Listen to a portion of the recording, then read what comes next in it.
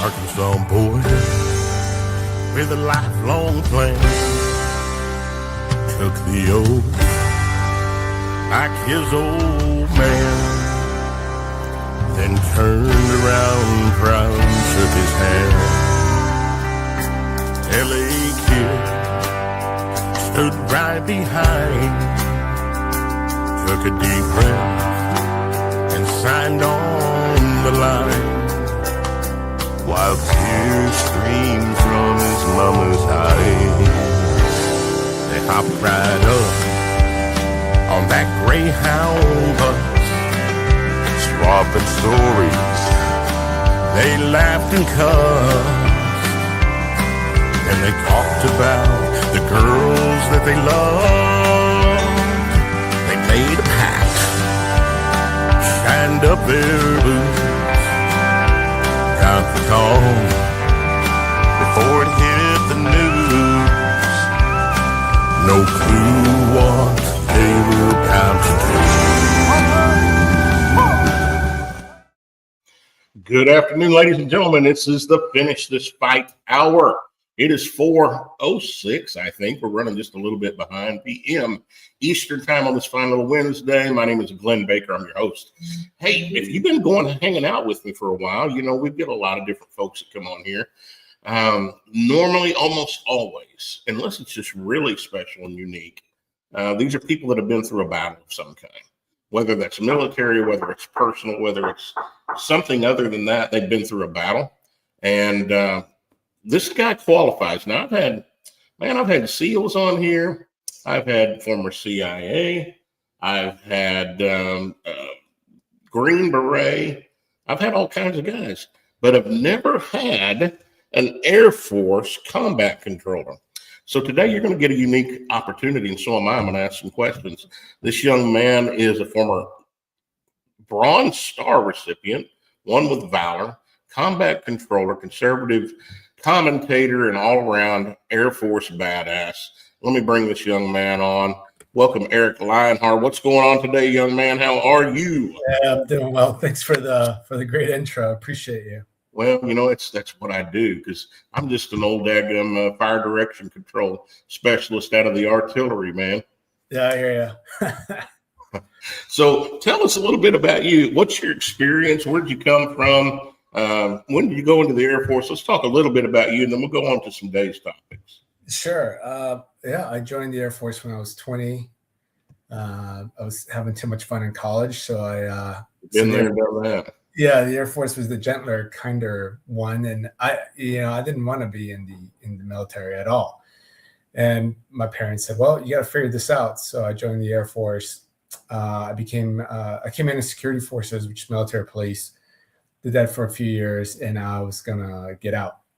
And then 9/11 took place, and I decided I wanted some revenge. And in fact, I was gonna get out and join the Army or the Navy, because those are the only two soft teams that I've ever heard of. And luckily, I ran into a combat controller, and he said, "Man, you're ready in the Air Force. Why don't you try out?" So after 2 years of joining that rigorous pipeline, I made it through, and I became a controller. I became operational in 2008. And and then after that, my first team was in England, and then we started going to war in Afghanistan. So that's the super condensed version of it. But yeah, I had a blast. The combat control teams were one of the best times of my life, for sure. Yeah, man, I want to hear a little bit more about that, because my take on the Air Force was kind of had a little bit of spiel on it that twisted me. When I was in Desert Storm, brother, we were out in the sand. Yeah, and 4.5 months without a shower. It was not pretty. And then I had a real bad toothache, and they loaded me up into a daggum Humvee, and we drove like 40 clicks across the sand to a place called KKMC, which was a Air Force base. And dude, y'all had apartments with air conditioning, and I was like, "What in the world am I doing here?" Yeah, I get that a lot. Yeah, when I was a young controller joining these teams, most of them were ODAs and built SEAL teams. I mean, they've been together through it all, since the beginning of their training. And then a lot of the younger guys that didn't know, have never heard of combat control, would say, why is the Air Force guy here? But as soon as I started unloading all my gear, there was, it was the best radios, the best weapon systems, the latest and greatest hiking gear, Merrell boots, Oakley sunglasses. I mean, the money that AFSOC, Air Force Special Operations Command, has for us, because we're such a small part of the Air Force, most of their money goes to fighter jets, obviously. We get spoiled. So yeah, you're right. I mean, we get kind of made fun of until we roll in somewhere and they're just like, hey, we want to be stationed with the Air Force guys, right? Because we get stationed at exactly, brother. I'm telling you, my whole life changed that day. But yeah. I didn't get converted. I did my 6 years and just went ahead and got out. But if I had been converted, there may have been a chance that I'd been Air Force. Yeah, there's a couple of Green Berets and a couple of SEALs I spoke to, and they said, man, I should have joined the Air Force. And I said, well, I mean, the combat control part, if your viewers don't know, we are a team. I mean, we're a team guy. I mean, we employ however the rest of the team employs. So that's what makes us so special, right? And that's what makes this a combat controller. You have to be able to infill and exfil with whatever team you're in, whether it's an American team or a coalition team. So if you're diving in or jumping out of a plane into the water to do an over the beach assault, or you're rolling in on vehicles or helicopters, I mean, you have to know how to fast rope, how to repel, everything. But what makes it special is when we do get in those firefights, then we control anything that flies. So we're the air to ground interface. So, whether it's a 64 with rockets and guns, or a fighter jet, whether it's Navy, Army, doesn't matter. We control it all. B-1s, bombers. Yeah, I mean, it's a pretty job that you're still shooting, moving, and then you have that air piece. So it's that fourth dimension. Gotcha. I went in when I was 21. I already had a child. I had a 4-month-old when I was called up to Desert Storm. Always wanted to go into special ops, but it just didn't fit where God had me. And so I became fire direction control. Did go to air assault school. That was a lot of fun. But I was heavy artillery, so I couldn't even go to jump school. So I just dove in and did the best I could with where I was. I was I believe, a great Army boy. I did well in the Army. I graduated #1 out of my basic and AIT course out of, I don't know, hundreds of privates. In fact, the intro, you heard a guy calling cadence. Mm-hmm. That's my former drill sergeant. Oh, okay. Wow. So when I wrote that song, I reached out and found him, and he remembered me. He's like the little wrestler, right? I said, yes, drill sergeant. That's right. Yeah. And he and I are friends now.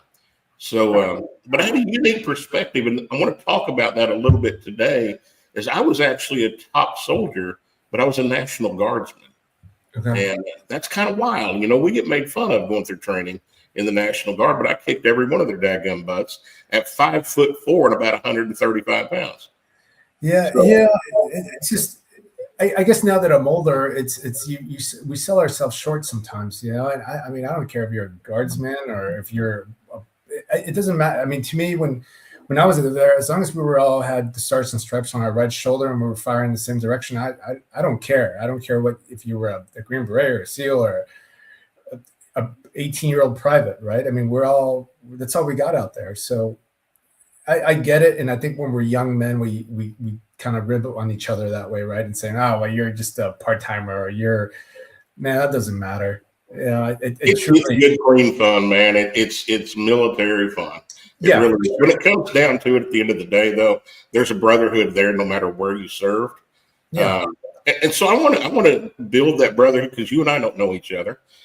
Craig Sawyer, the Saw Man, great friend of mine, former SEAL Team 6, Veterans for Child Rescue. He's out pulling kids out of sex trafficking right now. Mm-hmm. He's on a mission. Lieutenant Colonel retired Doc Pete Chambers, former Ranger, retired flight surgeon out of the Army, running for governor of Texas right now. Great friend of mine.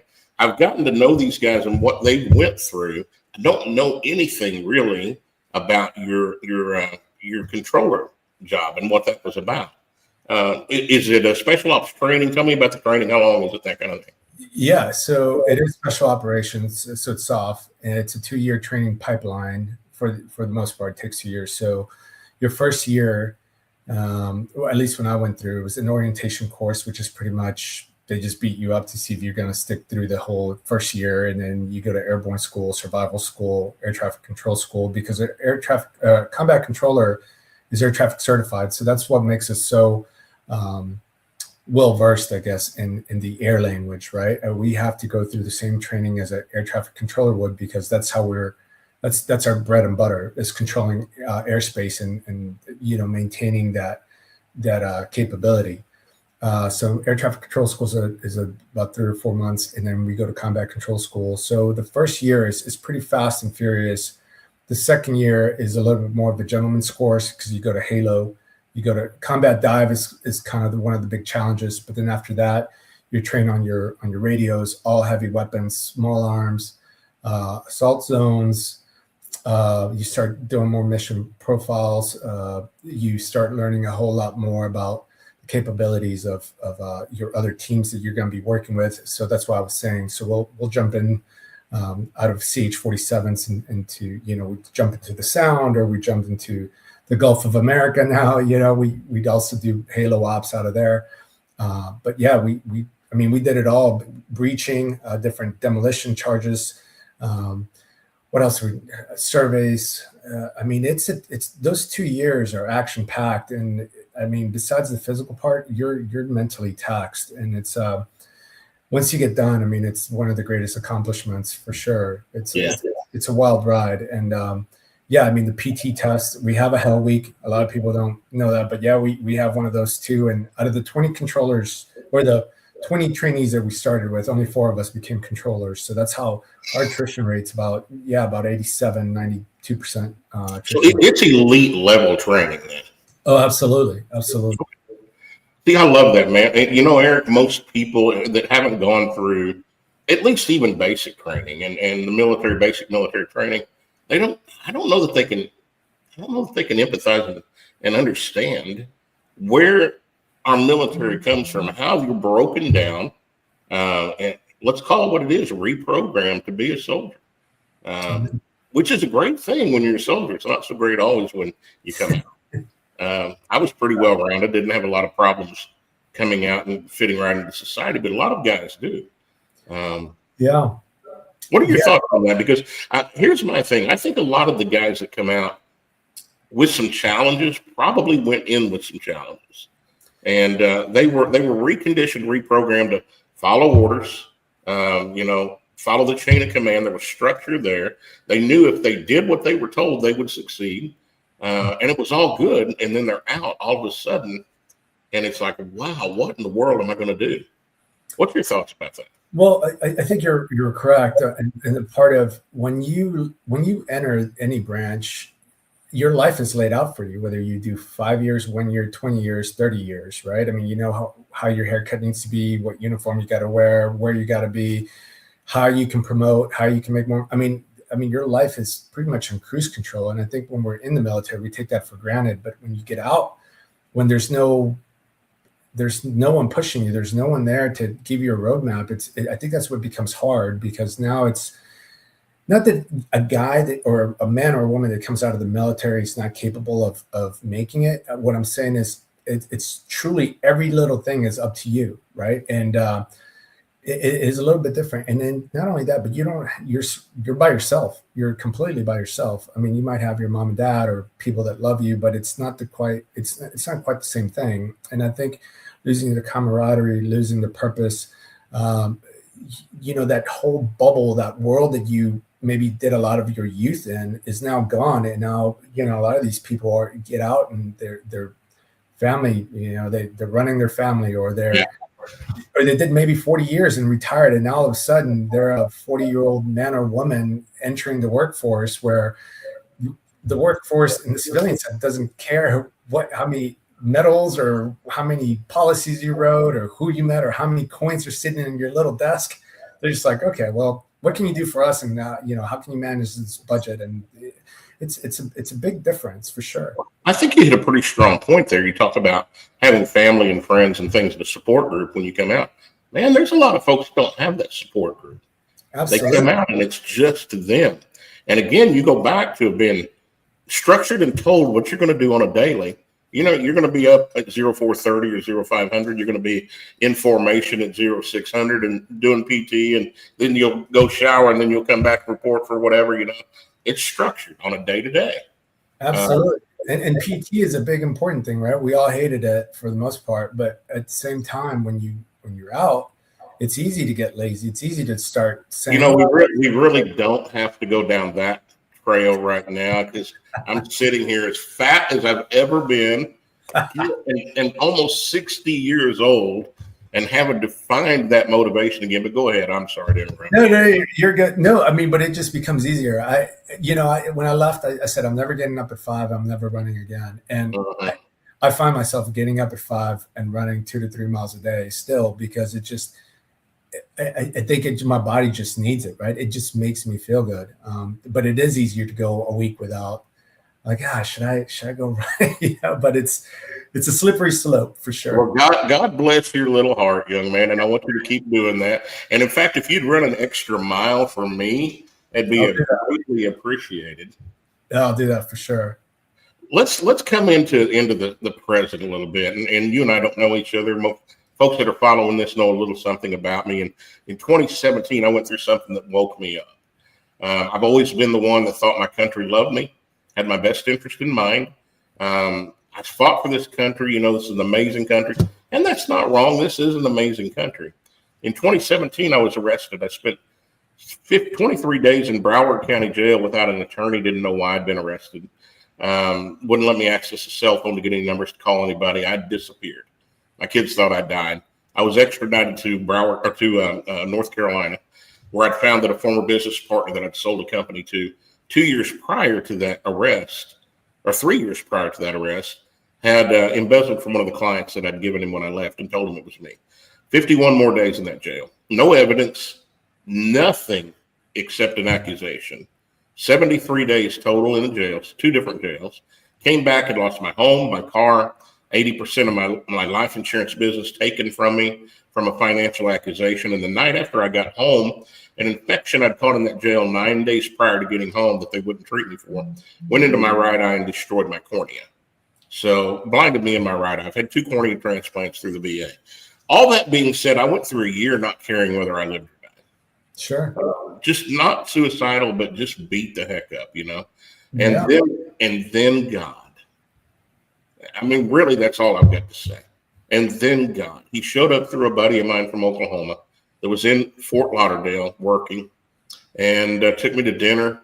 And that night there was a live band playing 80s covers down at this restaurant. I used to sing professionally, and I'm an 80s kid. And for the first time in a year, I was laughing and smiling.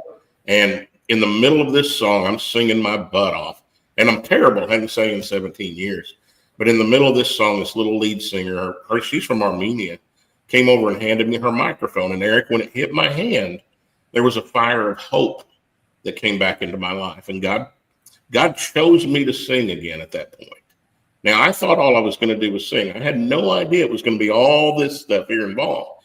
But he gave me a mission and he gave me hope. But it also opened my eyes that this is not the country that I fought for. Mm-hmm. You know, when 9/11 hit, I almost re-upped. I'd been out for 7 years. It pissed me off. But finding out more about what 9/11 really was, I mean, there's so many rabbit trails here. Mm-hmm. Talk to me about you, because I'm finding more and more service members that are not happy. And it's not the country, y'all. Folks, listen to me. It's not the people. It's not we the people. It's the government and the ones that are even above the government that are calling the shots. Eric, talk to me. When did it happen for you? Yeah, well, like I said earlier, I didn't want to join the military. I wanted to be a businessman. I wanted to wear a suit and tie to work, and that's it. Yeah, make good money and have an easy life. But when 9/11 took place, I wanted revenge. I thought what they did to those people in New York and those innocent. I mean, that's what cowards do, right? They go attack a soft target. And for that to happen here in the U.S., it just sparked every patriotic bone I had in my body, and I wanted to go to war. But you're right when you say that you come back to a country that, when I came back, when I finally left service was September of 2013. And it just blew my mind that you had safe spaces and people's feelings were hurt and people could get you in trouble if you call them, if you were politically incorrect. And then you had politicians that were backing these weak-minded so-called Americans, and now you look at Americans that are chanting "Death to America," and it's terrible. That I was just talking with someone earlier today about how those people don't realize how great America is. Sure, we have our problems just like any other nation does, but America truly, that's why you have so many people wanting to come here. But then also the politicians or these so-called leaders need to have a backbone and stand up for the people, why they were elected. A lot of them say they do, but their policies are just for themselves, right? To enrich themselves. And it's heartbreaking to watch that. In fact, it's infuriating. You look at what happened in the withdrawal in Afghanistan. Why did we do it that way, right? Regardless of the war or what we had planned, we just don't withdraw from a country that way. And then you look at what's happening. You have politicians that are mad because we're striking Venezuelan narco traffickers in international waters.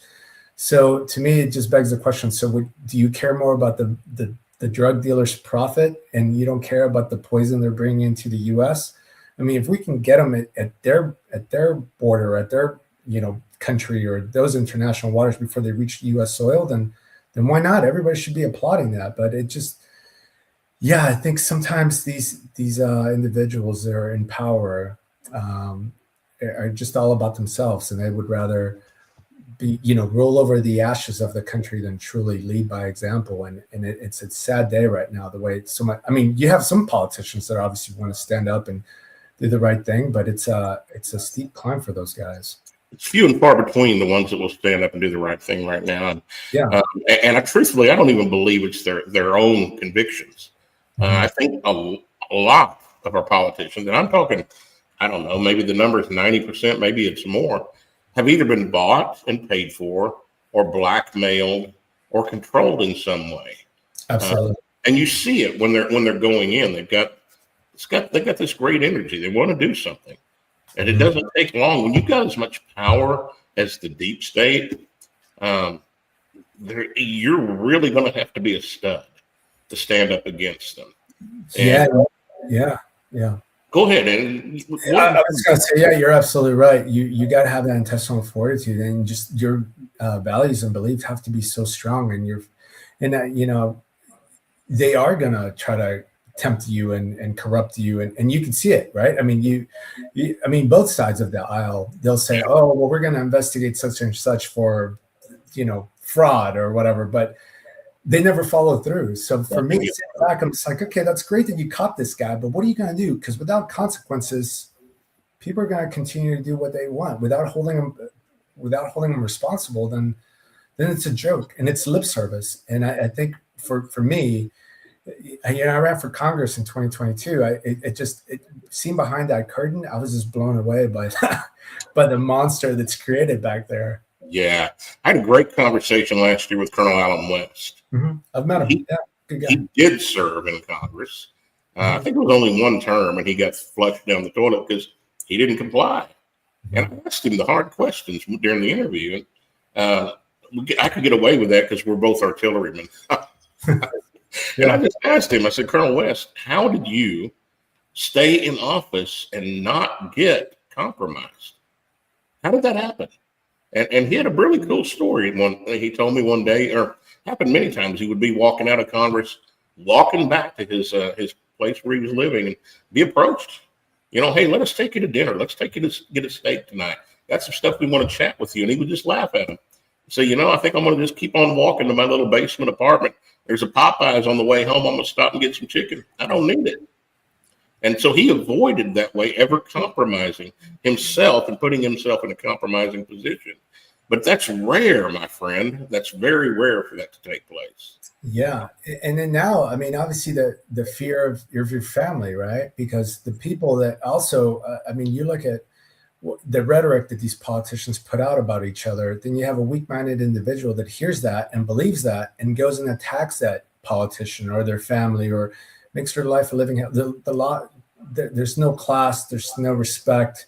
It's just I get right. It's got to be a full rounded cycle there. So us as constituents, we got to say, okay, we got to respect this person to some degree, right? But I mean, their policies, like for example, Nancy Pelosi. I'm glad she's retiring. I've never met that lady, but I mean, her policies are terrible. But she's probably she's somebody's grandma, someone's mom, someone's aunt. And I mean, if I didn't know that she was in Congress, I mean, I would treat her with respect when I saw her on the outside, you know. And people lose that because they're just going to attack her. Same thing for the Democrat constituents. They see a Republican out there and they want to trash them and they want to yell at them while they're having dinner with their wives. I mean, what is that, right? I mean, this is a first world country. It's lack of class and lack of respect for the individual, whether we like it or not. They're an elected official, and there should be some mutual respect there. Brother, there's a fine line, and I think you're right. I think the people do need to be respected for their position at some point. Nancy Pelosi, with everything that's coming out right now about J6 and all the stuff that took place right then, I truthfully want to see her prosecuted to the full extent of the law. Yeah. And I believe that's treason, and we know what treason is, what the punishment for that is. But it's not my responsibility to carry out that punishment. That's right.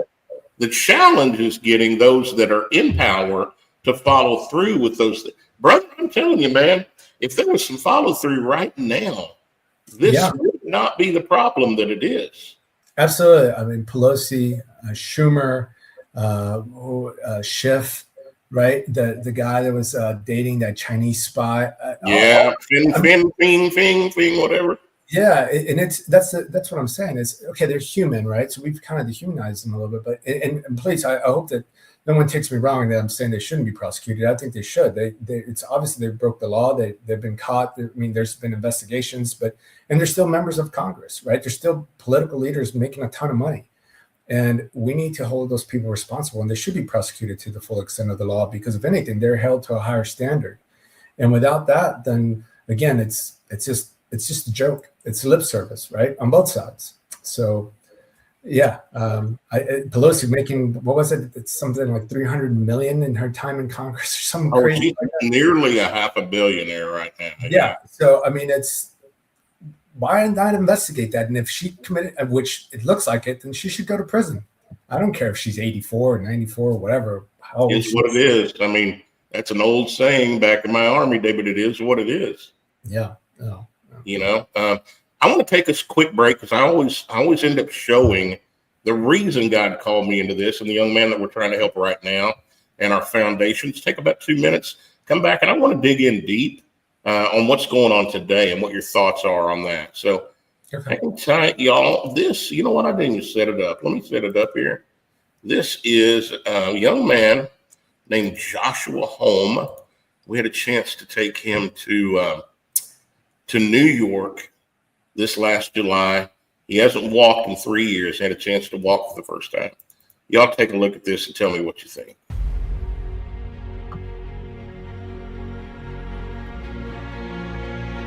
So I had a 60 millimeter mortar that landed 3 feet in front of me.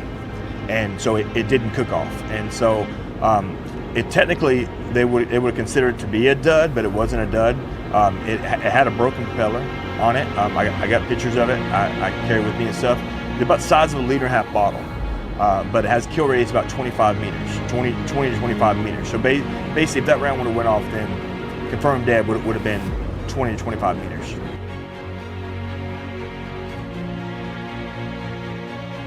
Been 31 months since I've been able to stand on even with a brace or being able to take one single step.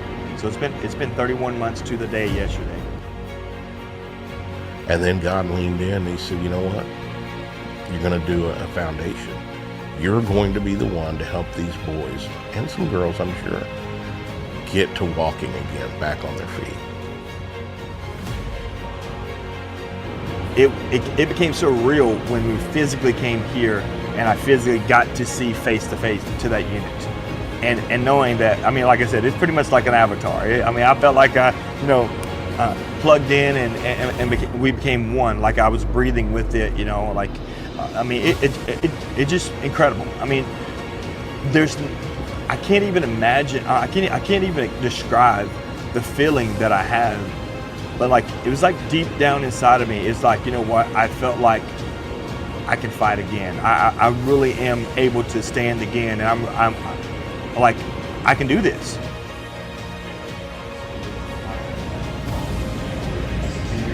Like, I guess the sense of pride,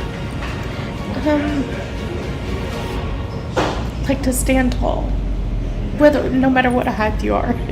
Not a jab at Glenn, but just to stand.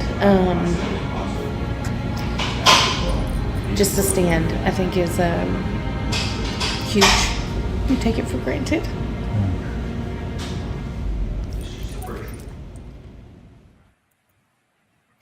Yeah, ladies and gentlemen, that is a good friend of mine, Joshua Holm, his wife, Crystal. He was wounded in Iraq clear back in 2003 and carried those wounds around for a lot of years. One of those wounds completed itself almost 3 years ago. In fact, 3 years ago next week, I think.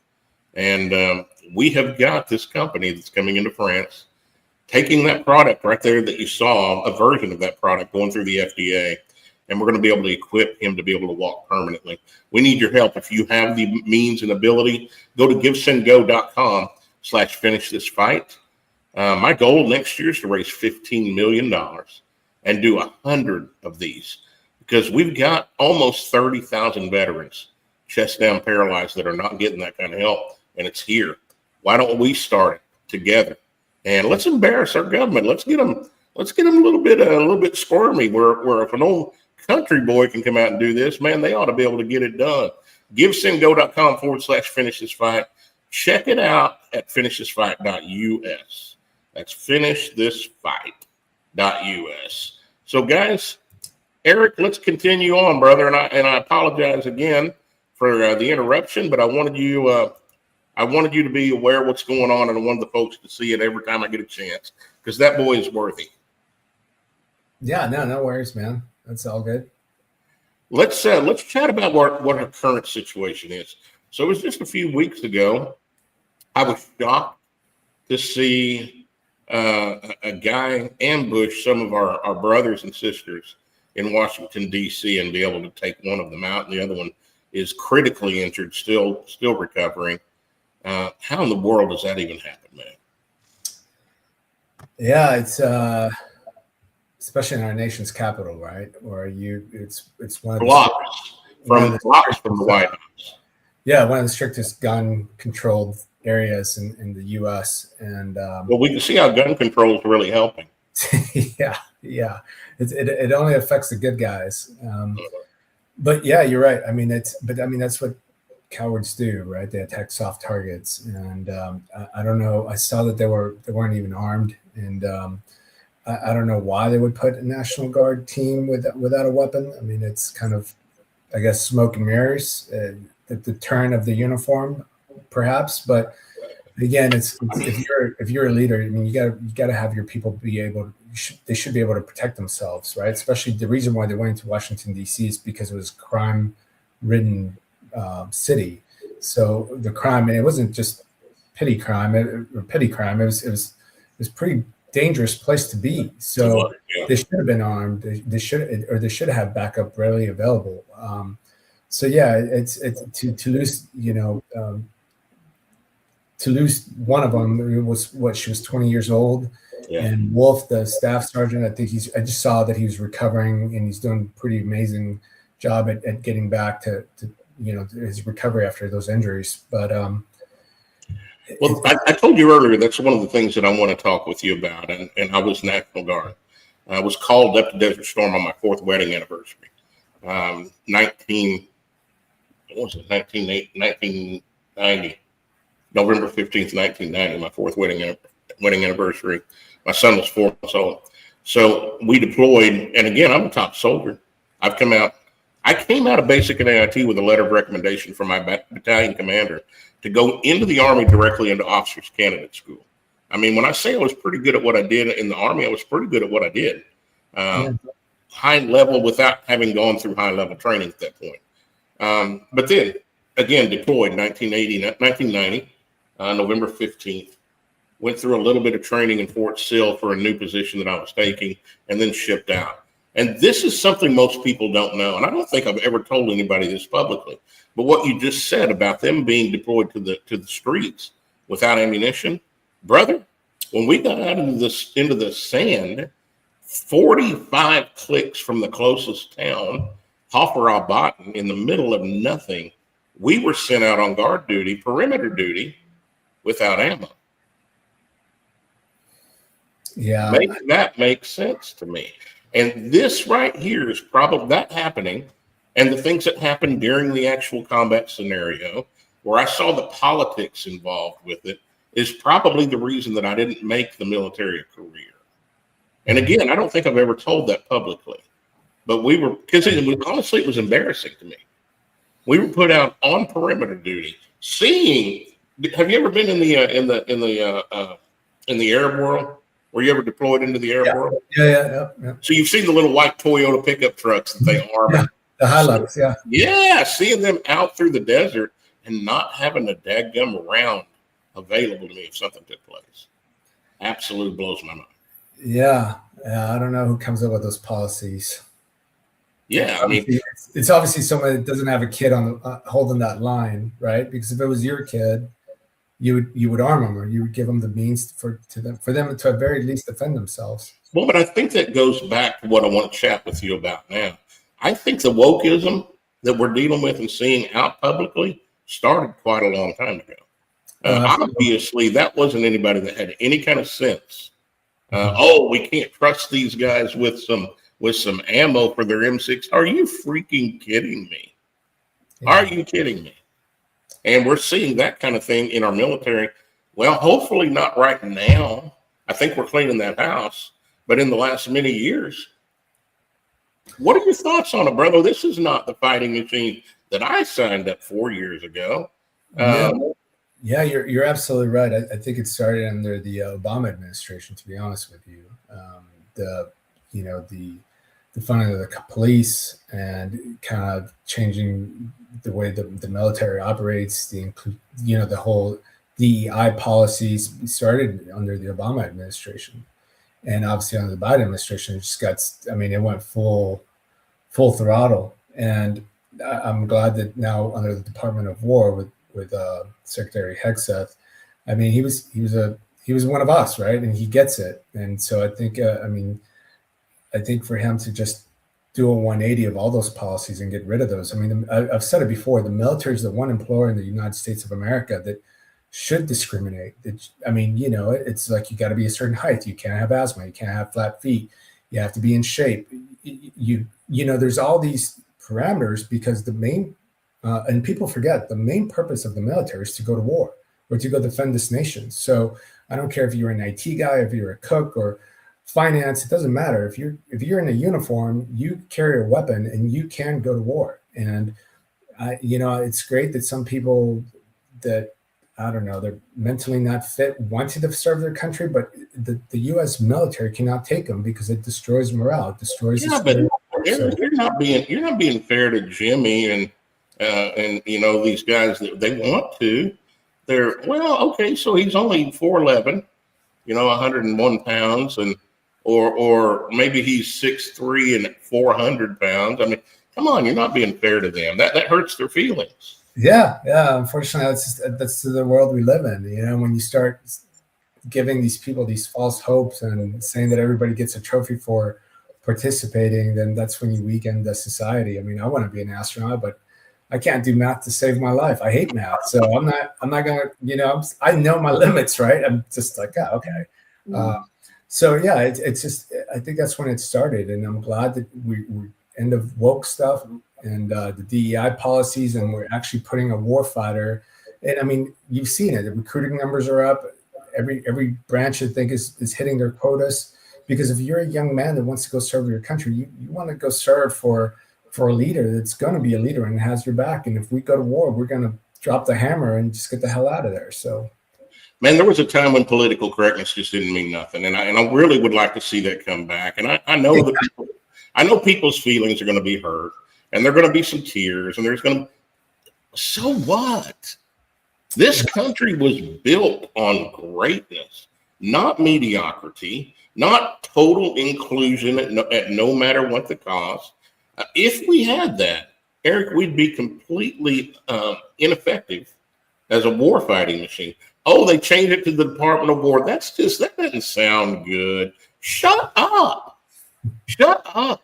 Until you can say you've gotten off your couch and done something worthwhile with your life, you don't get an opinion on that.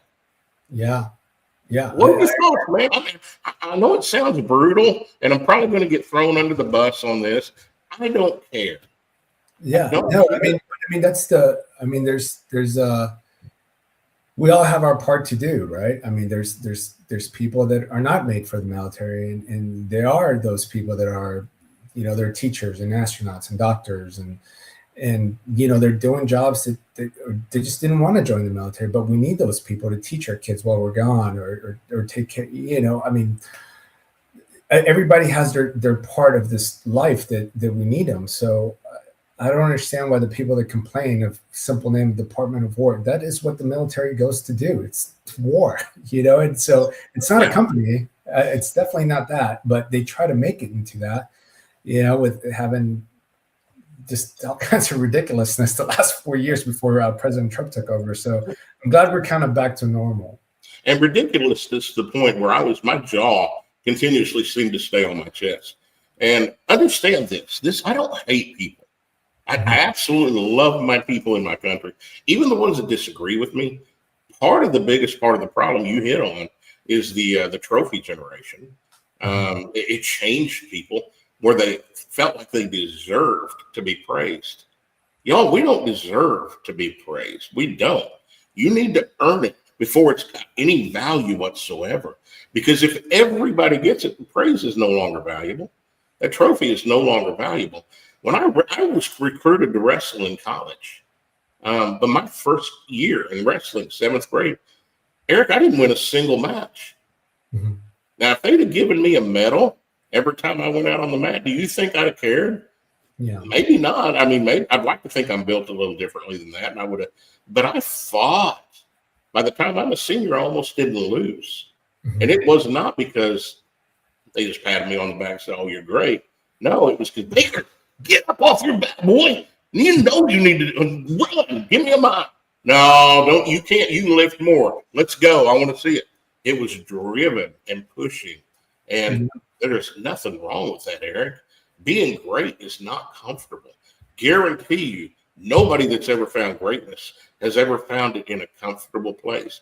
And Eric, I'm going to assume same thing for you. When you decided to jump off into that, into the controller world, were you shocked, or were you prepared? You knew you were going to?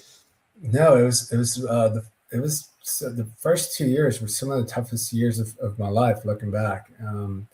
But it prepared me for this world where things weren't as easy as I thought when I left the military. But the will to live and the grit to continue to stay in the fight and seek for what I wanted.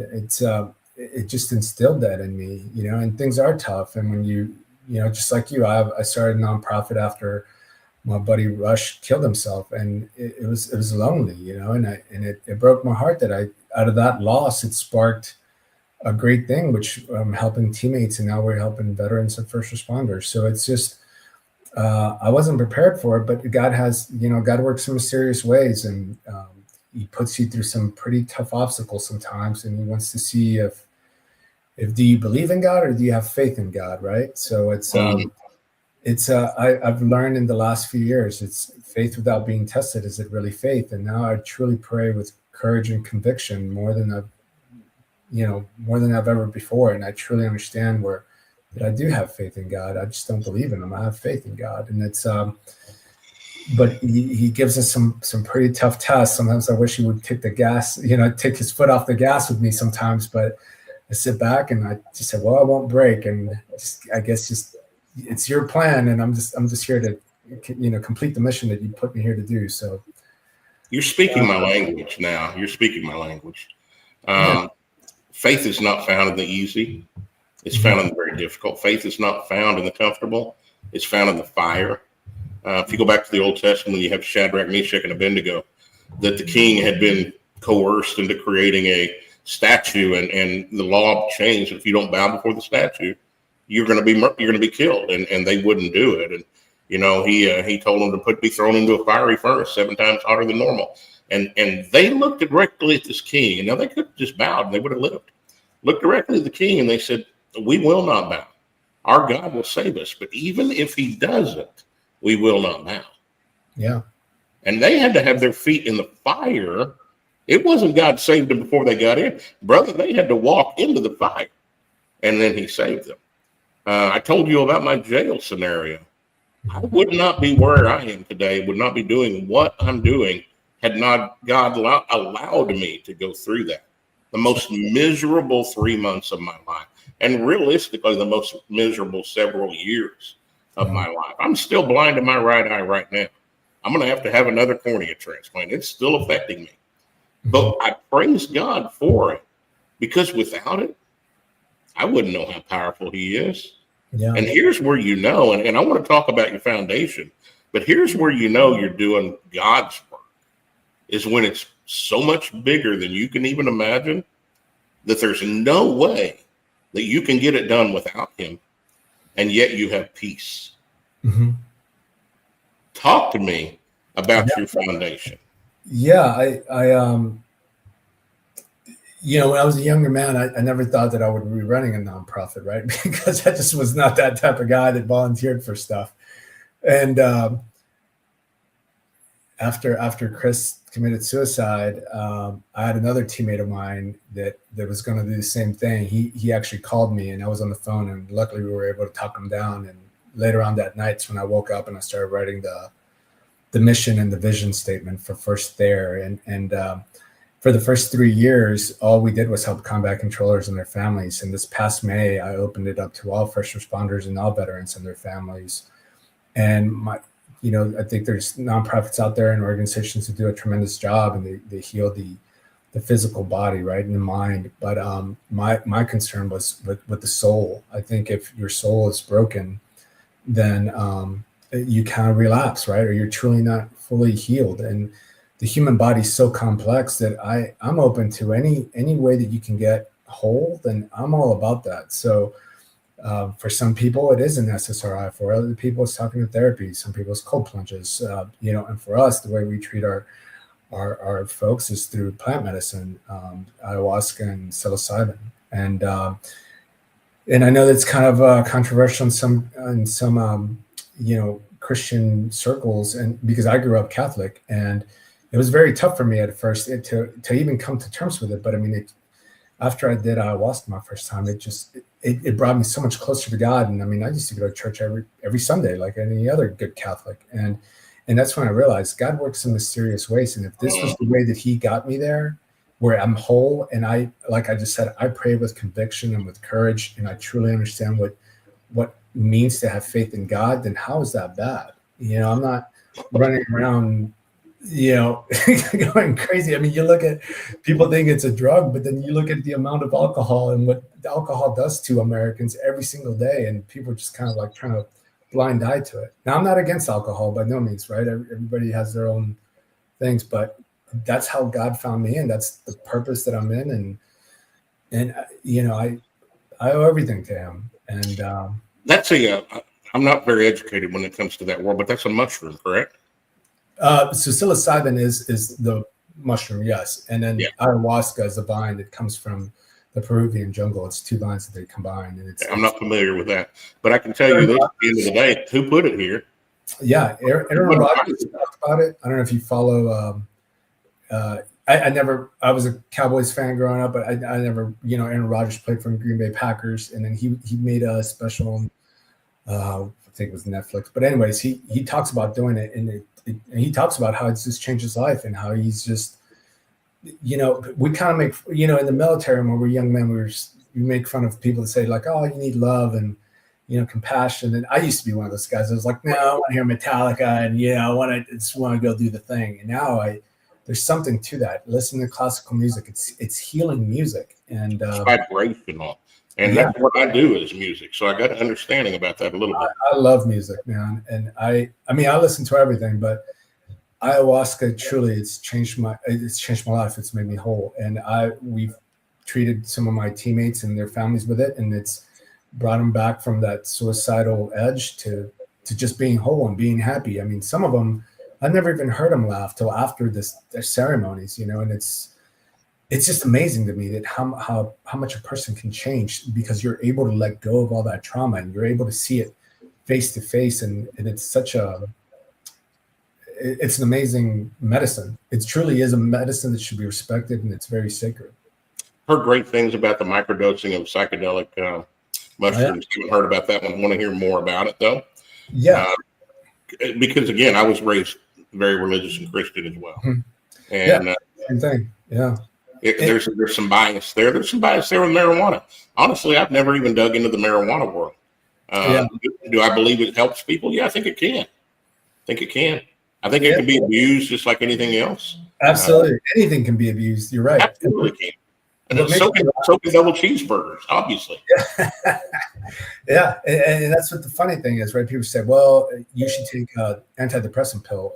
So my rebuttal to that is, look, I believe in Western medicine for sure, but you're just taking a thing that was made in the lab that you're going to take that's going to change the chemicals in your head for the rest of your life, and then you're going to hit a plateau, and then you're going to need more to keep going.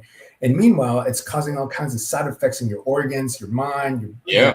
But you do ayahuasca that's natural, you're fine. You do mushrooms, and I'm not, like you said, if you take in a controlled and it's a ceremony where people, you're doing it to heal, not to go party. If you're doing it to heal, the effects of it and the results, I mean, everything that the studies have shown, I mean, neuroplasticity comes back. Your people are able to let go of their trauma. They're able to work things out. They're clear-minded, so, but the thing is that people get scared about, or the government at times, or big pharma, was because it is so cheap.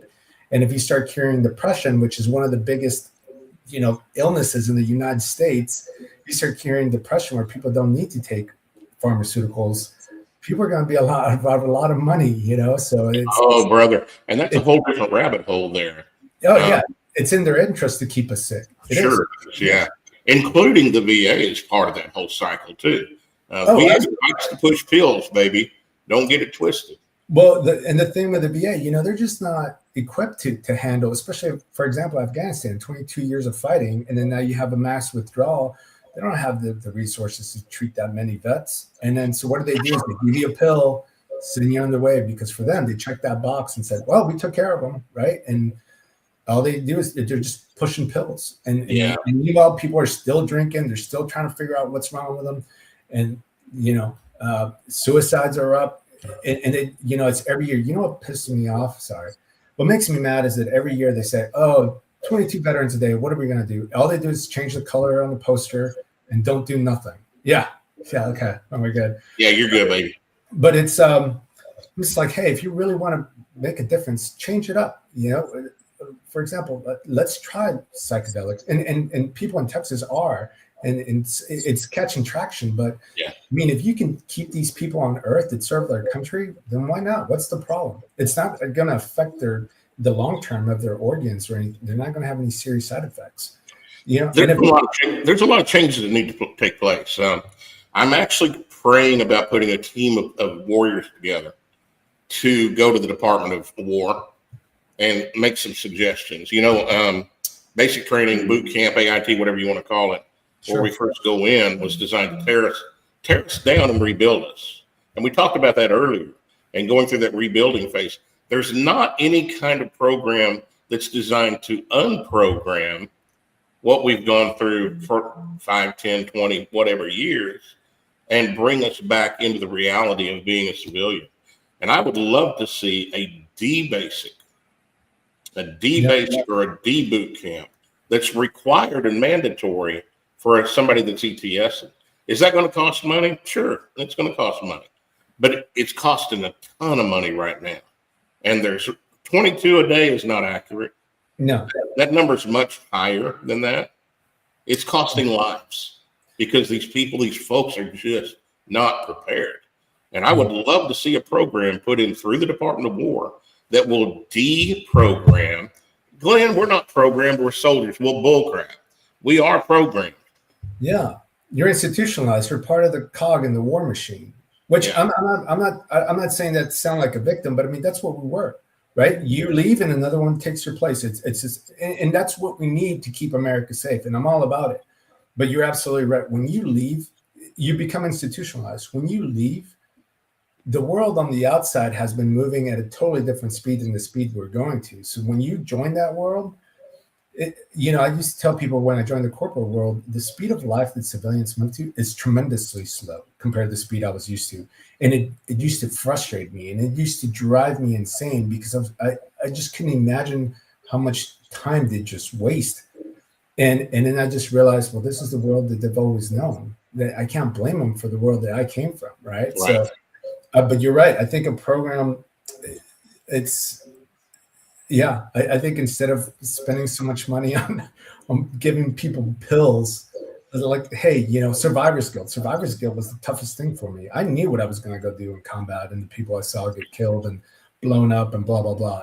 It doesn't affect me. But losing my friends destroyed me because I was alive and I was struggling, and I was still here. And survivor's guilt was very. I mean, for a good 7-8 years was tremendous on me. So Yeah. Yeah, there needs to be something done, and I want to chat with you about that when we get off here. I'm going to ask you to stay back in the green room with me for just a minute. The pills, we can come. I want to have you back on too, Eric, because I think there's some other things we need to talk about. But the pills, I went through that in 2011 with the VA, going through some depression that was environmental, and the first thing they wanted to do was put me on Wellbutrin, and I didn't know any better at that point. I'm still one of these guys who thinks my country loves me. Everything's copacetic. Went on Wellbutrin, really didn't feel any different. And my dumb butt took myself off after about 6 or 8 months or 9 or 10. That was a mistake because I found out what that stuff was really doing to me. And I had a meltdown. I took myself off and had a meltdown, not knowing that you're supposed to wean yourself from that. But that right there is another thing that God allowed to happen to me to show me the reality of this trash that they're putting in your body. yeah.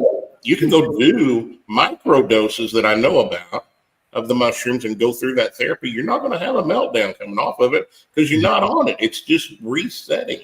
It's almost like a hard reset emotionally, from what I understand. Yeah, it's natural, and when you come off, you're still who you are, but it's just such a microdosing just helps. I microdose too, and it just since I've done ayahuasca and I've done psilocybin and I microdose, I don't need any pharmaceutical drugs. I'm not on anything whatsoever.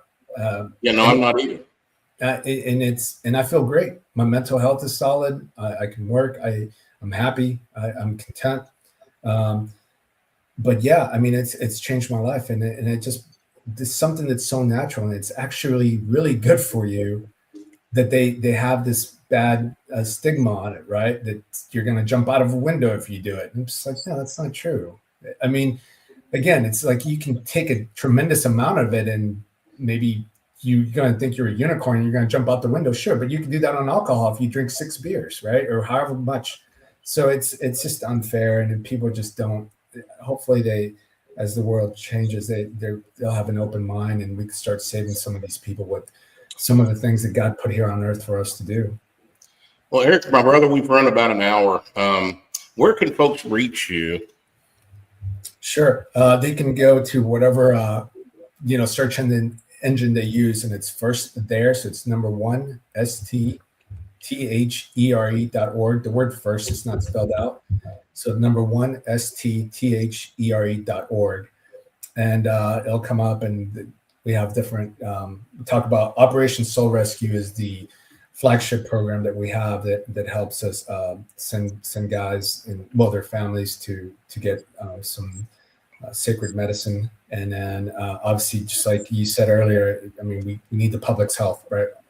We're a small nonprofit, so just kind of doing the best we can. And okay. Contribute to yours and then contribute to mine. Wonderful, man. Firstthere.org. It's scrolling below right now, y'all. Go check out Eric Lionheart. Check out his foundation, his nonprofit, and what's going on. Have you got anything you'd like to leave with the folks today? And then we're going to talk about coming back. Yeah, no, I think, thank you for having me, first of all. It's been my pleasure being here and getting to meet you and chat with you. And hopefully your audience follows us. But no, I think what we went to fight for our country because it's our country. It's the place where we live, right? So the biggest thing is be a good American, regardless of the reason why empires fail is because you're divided, and they divide us on the dumbest things: our race, our political beliefs, abortion, our gun rights. This is America. You should be able to have everything, right? Why can't you have both? Why can't you be why can't you be both? So I just be a good American and honor the people that fought for our country and died for our country. And yeah, I appreciate your time. It's my pleasure sitting here with you. Well, brother, thank you for taking the time to come on. Folks, firstthare.org. Go check out Mr. Eric Lionheart and what he's doing. Support them where you can. We're going to have Eric back. He and I are going to chat about that in just a few minutes. Y'all, this will be the last show this week. And then we've got Tim Dillard coming back again next Tuesday. Going to be talking about Two for America and Freedom Place. We got some other stuff coming up pretty quickly. I got a little surprise I'm going to give you before long. But remember this: God loves you. Uncle Glenn loves you. And I will see you next week on the other side. Y'all have a great night. Forward, halt, left, left, left, right. Your left, left, left, right. Down, down, Arkansas boy with a lifelong plan took the oath like his old man, then turned around proud and shook his hand. L.A. kid stood right behind, took a deep breath and signed on the line, while tears streamed from his mama's eyes. They hopped right up on that Greyhound bus, swapping stories. They laughed and cussed, and they talked about the girls that they